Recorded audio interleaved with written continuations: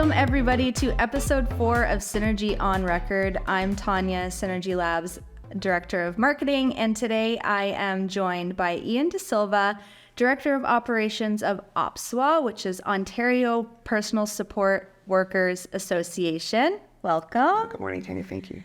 Thanks for being here. For those of you that don't already know, OPSWA is actually one of our newest partners. And we'll get into how we've partnered with them a little bit later on. But I wanted to start just by having Ian, introduce himself, talk a little bit about his role and what it is that OPSWA does. Well, thank you, Tanya. I said my name is Ian DaSilva. I am the Director of Operations for the Ontario Personal Support Workers Association. I've been in this role for about 3 years, and prior to that, I was employed as their human resources advisor in capacity at the OPSWA. I'm also work with the Canadian Support Workers Association, which is our national umbrella organization, and which houses all the different chapters of the PSW professional associations across Canada. The Ontario Personal Support Workers Association has been around since 2010, and our primary focus has been to achieve title protection for personal support workers in Ontario. Mm-hmm. The personal support worker in Ontario, we believe, is suffering a crisis simply because they've been forced to compete against new titles that are constantly being generated by industry and government alike, which continuously works to erode the value of that work and keeps pressure on recruitment. So one of our primary goal in Canada is to establish regulatory parity for these workers. And the real cornerstone of that is title protection, which we're very much hoping will come through one form or another when we have Bill 283 come into play. So okay, interesting. So one thing off the record, you referred to the association as OPSWA and Ontario Personal Support Workers Association. Is OPSWA incorrect? Oh. I'm the only person on planet that calls it OPSWA. Okay. Just wanted to make sure that OPSWA. Sorry, Miranda's like, why do you call it that? I'm like, I don't know. No, that's okay. I just wanted to make sure. She's like, you're the only person. Because when I learned about OPSWA, I kept thinking it was OPSWA, which is the Ontario Public Service Employees Union. So I intentionally called it OPSWA, and it stuck. So good. OPSWA. I'll stick with OPSWA. No, all good. I just wanted to make sure that I'm not referring. You're not. Everyone is right except for me. I'm the one that's incorrect. It's okay. OPSWA. That makes me feel good. Or OPSWA, or CANSWA, or KS or CSWA. You got me on a roll here. Thanks. Awesome. OPSWA is excellent. Yeah. Thank you for clarifying. So OPSWA has partnered with Synergy Lab, as I mentioned, on our newest program, which is TalentTrack. For those of you that aren't aware of TalentTrack and what it is that we do, prior to this program coming into the mix, we primarily focused on international entrepreneurs coming to Canada, wanting to transition their businesses to Canada. And we help with the education piece and getting them up to speed on how to transition their business, but also grow and scale once they land on Canadian soil. So TalentTrack is more so focused on professionals that are living abroad that are interested in transitioning their career to a Canadian workplace. So in this case, we are focused in the healthcare industry, working with personal support workers. And the program really was designed for Canadian employers looking for support. So in collaboration with our network of immigration professionals, we help connect Canadian employers with international talent who are interested in coming to Canada. Enter OPSWA and us partnering with them. So Ian, maybe you can speak a little bit about why the partnership between OPSWA and Synergy Lab makes sense. Thank you. Absolutely. Essentially, the value to this partnership is really in designed to protect both the immigrant coming to Canada and also the people that they're going to be working with and the employers that are going to be employing them. The OPSWA rather, it really is really there to protect the personal support worker, to make sure that personal support worker has the professional tools in place. Now, do you have to join OPSWA to work as a PSW in Ontario? No, you can't. Many people do. And we usually get phone calls later after once they have asking about their rights. So we ask them to join simply as a best practice. Mm-hmm. And we can we can definitely offer them the supports that they need. That wasn't a great answer, but that's kind of what I was going for. I thought it was great. Oh, okay. If there's something that you felt was missing, then I think I answered. Yeah, I wasn't sure. Okay. yeah, no, I thought that was great. So speaking of OPSWA memberships, from my understanding, the clients that go through the TalentTrack program, once they've landed in Canada and they started with a Canadian employer, they are then enrolled as an OPSWA member. That's my understanding. Yes, that's correct. So what all does being a member of OPSWA include? Okay, excellent question. So as an international nurse and you're going to join work as OPSWA, it includes your advocacy. Essentially, it includes your professional liability insurance. It gives you direct access to professional liability coverage the moment you start wanting to work as a PSW in Canada. It gives you the access to the 24-hour legal advice. It gives you access to the continuing education, gives you access to the support network, and it also gives access to other employers and to the other community of employers that I'm sure Synergy is also working with that are also looking for work. Part of arriving in, when you come to a new country, is you may not necessarily stay where you land. So part of the advantages of being in a professional association is that if you choose to move to another part of Ontario or Canada, your membership goes with you and we will go with you. So we're all across Ontario. So we really were hoping that you'd be part of that community. And here we are. Big problem. Oh, no. There's the darn switch. On the right side. Your right side. On this side. Who's right? Yours. Am I right? Okay. You're right on the side. There it is right there. Oh, it's on this side. Oh, Hey, there we go. Okay, now we keep going. you want to keep going? Synergy on record, take 2. So you spoke a little bit to them not needing to stay in the area that they initially work in. So that kind of leads me into my next question of areas of work. And obviously, the areas of work that we are advertising to our clients are really dependent on the employers and where they have job vacancies. But I'm also aware of the fact that there are labor shortages across Canada and within Ontario too. So what areas really are in highest demand for PSWs? Right now, the highest demand for PSWs is in long-term care. Officially, that's where we're really diverting a lot of energy. But there's a concurrent in slightly less, but still great need for PSWs in home care. Okay. Retirement home has a constant need for PSWs as that population continues to grow. And there's also a demand, an increasing demand in education. Sorry, everywhere. Sorry, it just feels like everywhere. Hospitals also are seeing an increase in demand for personal support workers. But the acute need right now is in long-term care. Okay. And we're working with the Ministry of Long-Term Care on a project about this. So. Okay. So yeah, there are a lot of job vacancies across the country, which makes this program a great opportunity for internationals that are interested in transitioning their career to Canada. With that said, though, qualifications and education standards can vary drastically from one country to the next. So part of the TalentTrack program offering is to really help upskill people and get them better acquainted with working in the Canadian healthcare system, working in a Canadian workplace, and that sort of thing. So I'm curious to hear from you, Ian. Like I said, the qualifications and credentials might vary from one country to the next. So what types of qualifications are employers looking for from international talent specifically? What would be like the top kind of skill set?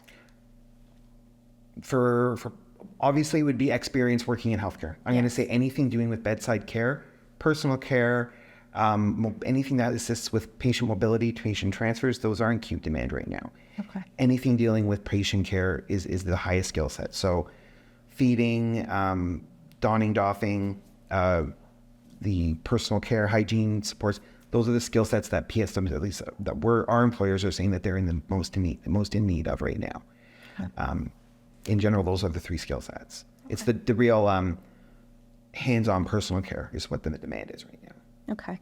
And I don't know if this really holds any value to talk about, but in your experience, what types of characteristics in somebody... That care personality trait that helps them get acclimatized to... Yes. Right. I can answer that. You actually kind of answered the question in there. It's the concept of a role. Mm-hmm. Excuse me. PSWs in our labor market are treated very much, and we're trying to work against this as somewhat of a commodity issue.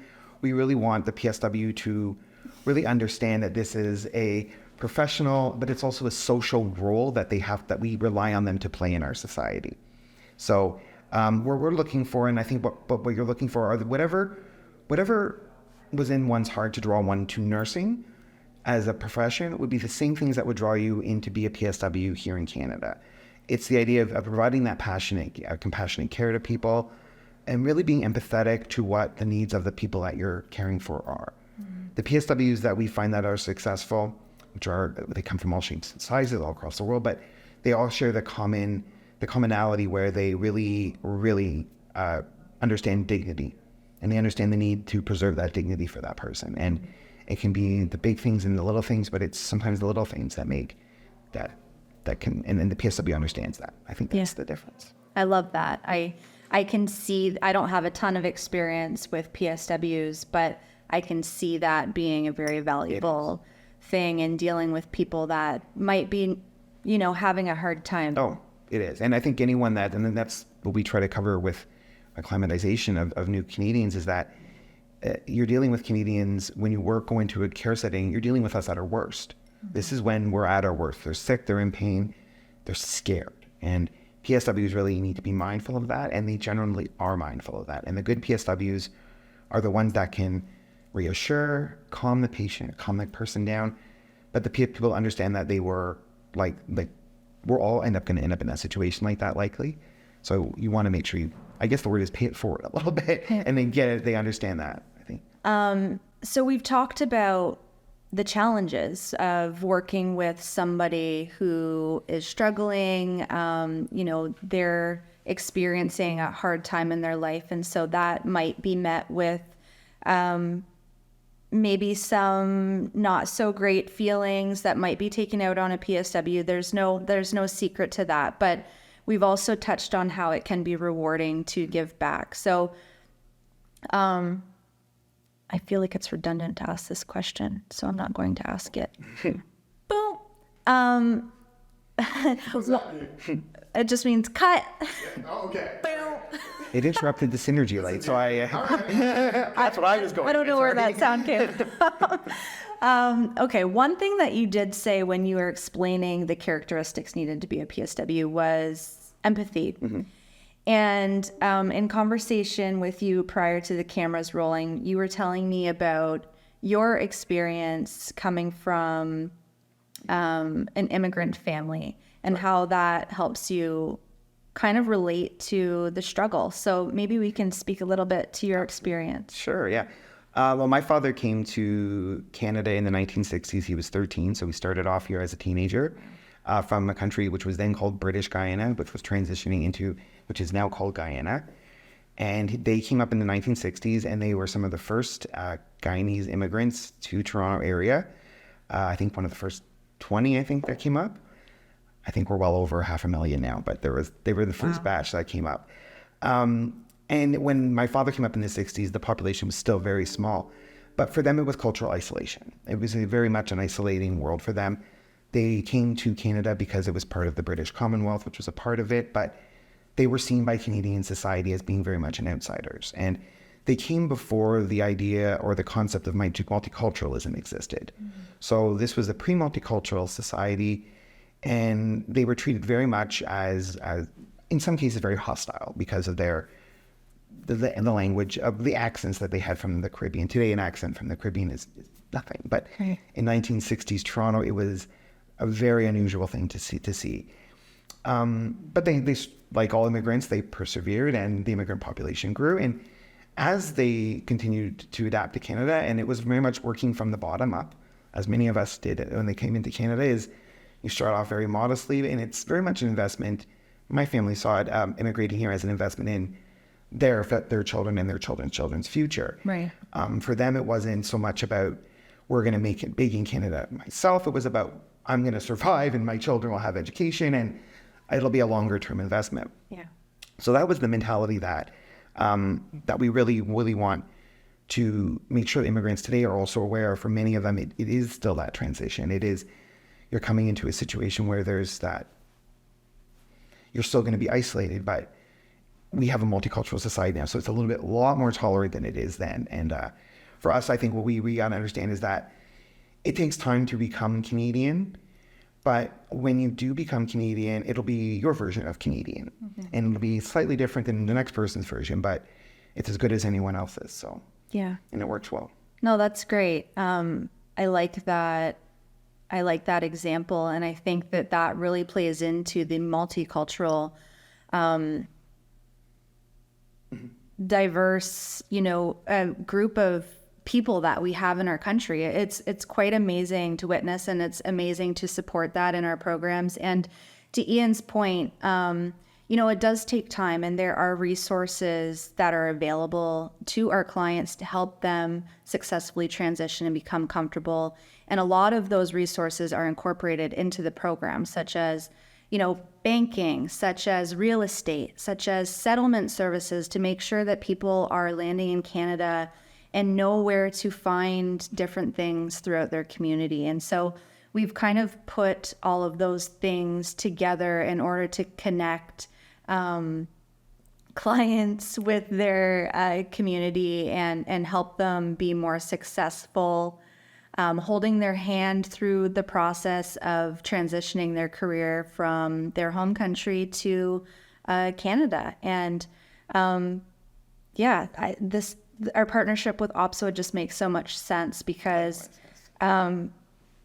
we have all of these amazing resources for clients to take advantage of in hopes of them having a successful transition. So if I can comment actually on that role, and I think it's important for new Canadians when they are looking to immigrate to Canada. This is an extremely serious decision. It is nothing to be taken lightly. It is worth the investment in education. I think what TalentTrack can offer and Synergy can offer immigrants is that assurance that you're getting really good quality standards. Immigrants, like even when our family came here, and you can read other stories in history, immigrants can be predatory to each other. So we want to make sure you're getting the best advice, and we want to make sure you're getting it from the right people, which is why we want, I think, Synergy, and I think that's exactly it. And if I can just tell off-sector reason I think this is important is we get a lot of members who've come to Canada, and I'll give an example of an individual who's come to Canada. They've been sponsored by a family. This was an independent family that's paid for everything. The family's done all the research for school.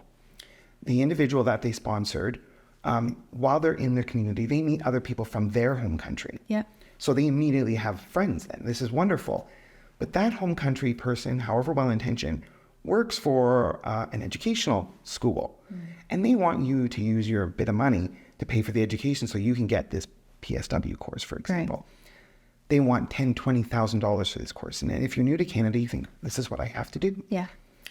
You don't. This is why you rely on Synergy and you rely on these partnerships with going through an absolute vetted source. These are absolutely verified channels that you want to go through, and you want to start off on the best foot. Thank you for that. No, I think that's important, and it's not said enough. So yeah, thank you for that. We've talked a lot of business up until this point. I think that, we meant to have a little bit of fun, but we just got going talking about PSWs and TalentTrack and all of those things. So, Ian, let's have a little bit of fun. Okay. I have 2 questions in this cup. Okay. Sorry, let me say that I don't have 2 questions. There's meant to be like 10. There's a few questions in this cup. Okay. Nothing to be scared of. So I'm just going to ask you to draw a question out of the cup, and we'll see what it says, and we'll go. Am I to read this question? You can read it aloud. Yep. Oh, if you could have one superpower, what would it be? Oh my gosh. I think the ability to control bureaucracies. That would be a great power. No, I think one superpower would be, I guess, the ability to heal. I think that would be a great superpower. Yeah, that would be to convince people and to heal. I don't know. That's a great question. Fitting. Yeah. How fitting, really. We're here talking about personal support and healthcare, and yeah, don't put the part about the bureaucracy in there, please. We'll cut that. Thank part. you. Yeah. Yeah. Pew. That's fantastic. Let's close this out with if you had one piece of advice to share to share with immigrant talent wanting to transition their career to Canada, what would that one piece of advice be? If you have any interest in immigrating to Canada, this is the time to do it. If you have a healthcare background, this is the time to do it. The barriers are coming down. We are already working towards establishing interprovincial mobility for personal support workers.